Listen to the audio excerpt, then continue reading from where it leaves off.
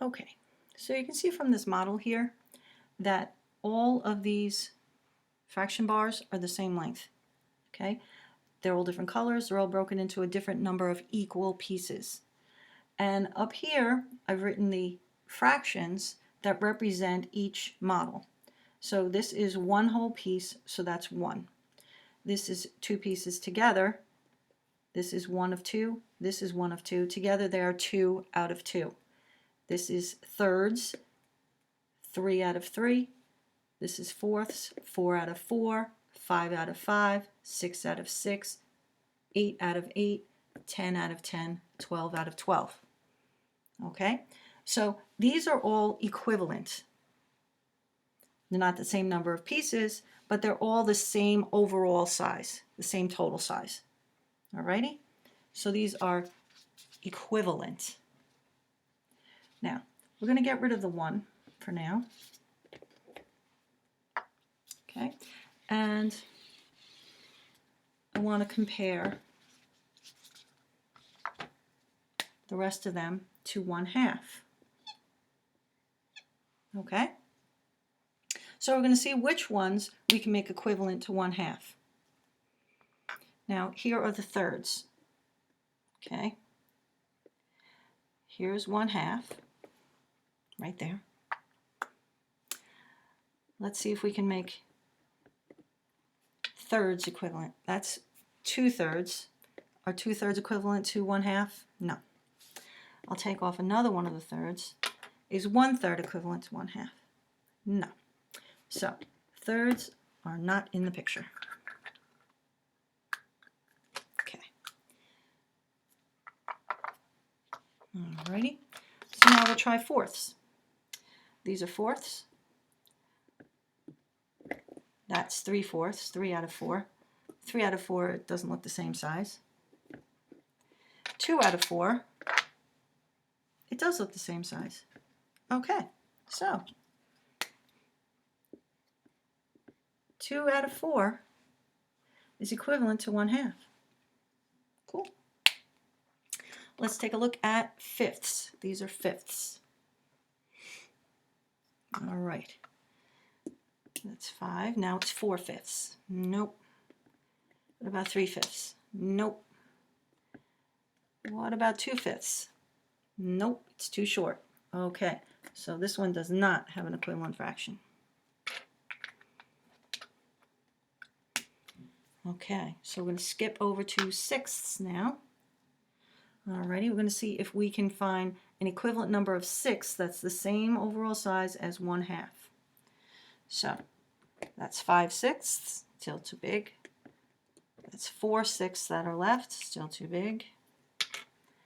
That's 3/6 that are left. Oop, that looks good. As a matter of fact, I'm going to move it over a little closer so we can see it. Okay, so I have 1, 2, 3/6 is equivalent to 1/2 and 2/4. 3 out of 6. Okay, you see that? I'll move it up.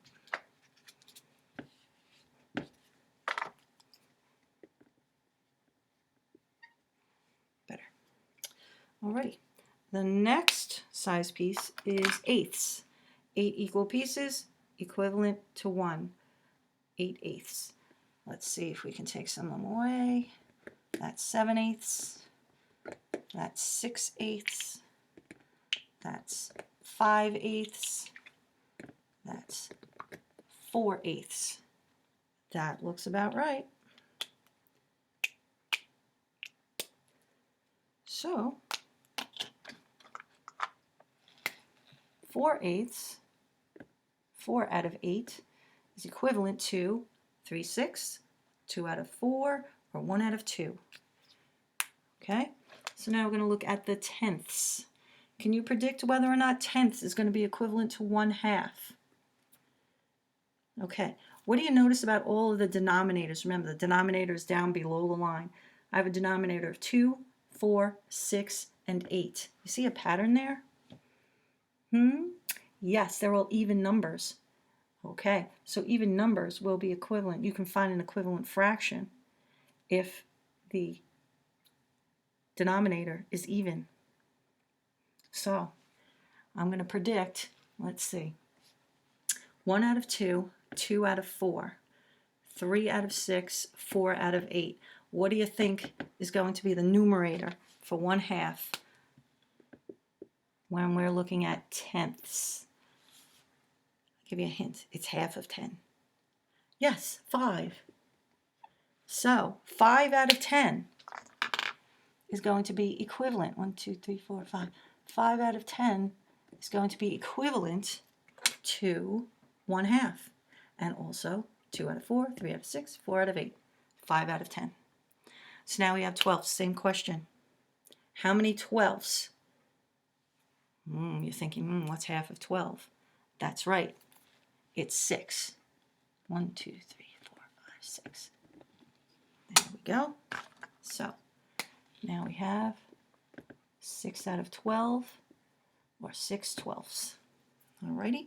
These are all equivalent.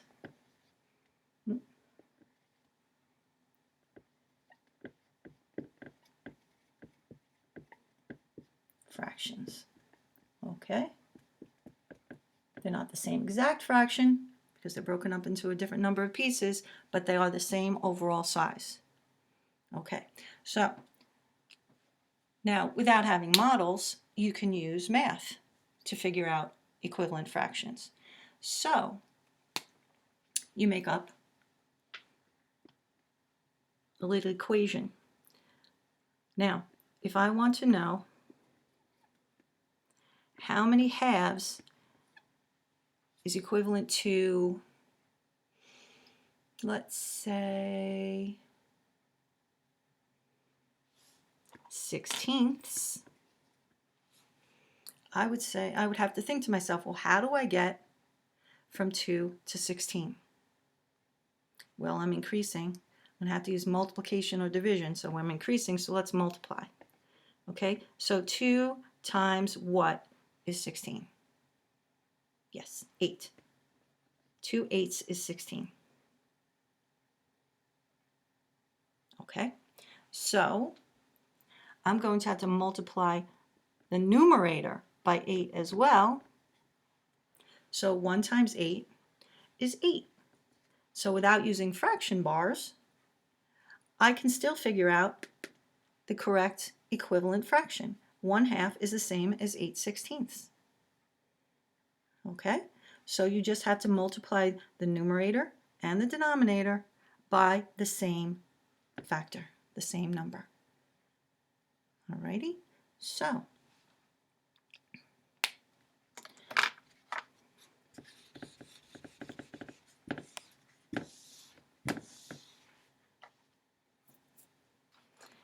if you have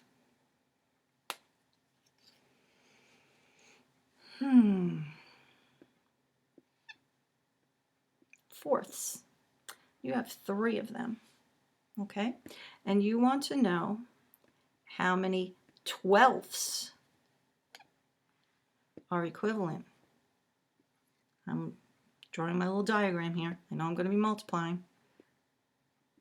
Okay, so to get from 4 to 12, I have to multiply by what? See, this is why you have to practice your multiplication facts, because multiplication becomes a part of all the more complex math concepts. You have to know these facts. So 4 times 3 is 12. 4 groups of 3, you have 12 altogether. If you have 3 times 3, remember you have to multiply both by the same factor. 3 times 3 is 9. Good. So 3/4 is equivalent to 9/12. See? All right, so let's try